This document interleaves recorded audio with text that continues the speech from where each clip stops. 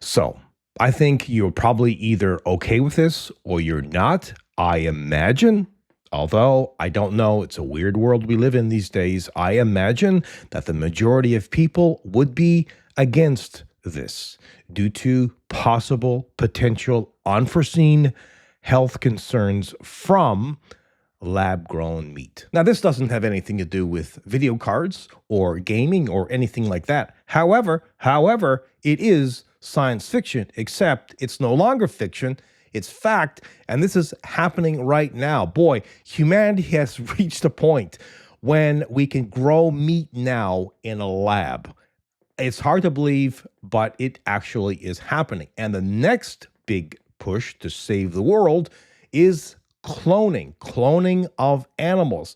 I just hope, and I'm not sure all governments will do this, is label, make it a mandate. You have to label the package. The package has to clearly state whether this is lab-grown meat or if it's cloned. Remember, if you enjoy content like this, you can help me out. It is completely free by doing what's up here. Like, share, subscribe, hit the notification bell, and of course, comment.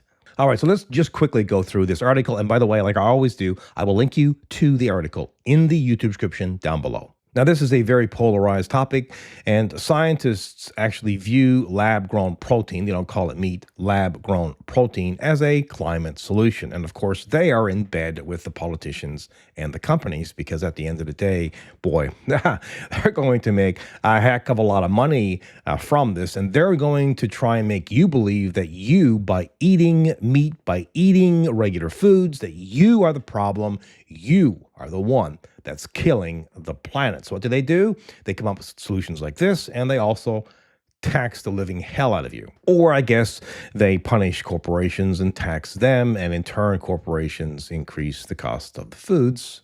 Scientists are viewing this lab-grown protein as a climate solution. They highlight its ability to cut land use and lower emissions. That's probably true, but at what cost? The cost to our health?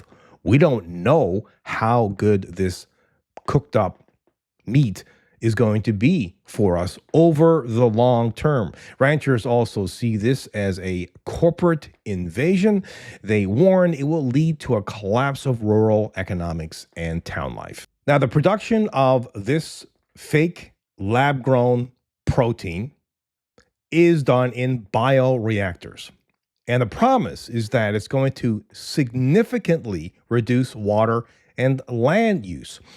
But keep this in mind. How are you going to power these bioreactors?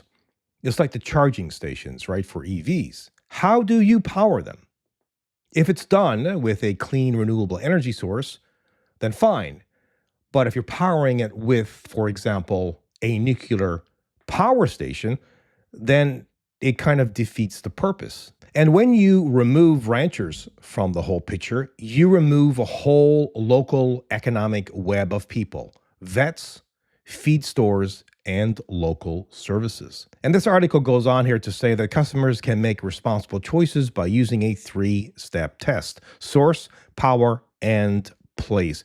Ask what energy made the protein and what local jobs the money sustains.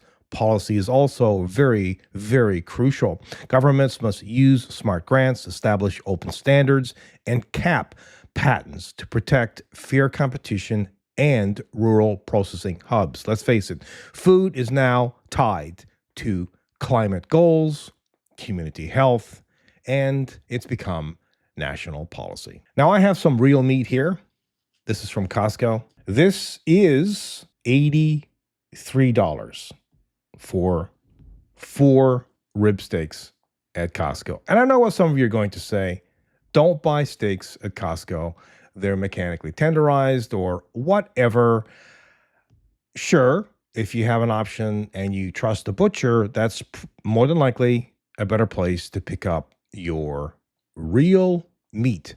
But real meat, like real anything these days, boy, it is not cheap. Nothing's cheap, but you know what I'm saying? Real meat, a good steak these days is going to cost you $20 to $30 for just one steak. However, I really can't see myself ever, unless I'm forced to eat this cloned or fake meat.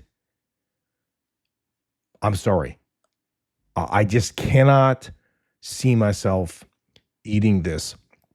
Just like I personally make a choice not to eat processed foods or, sugary drinks or smoke. It's all, I guess, a personal choice.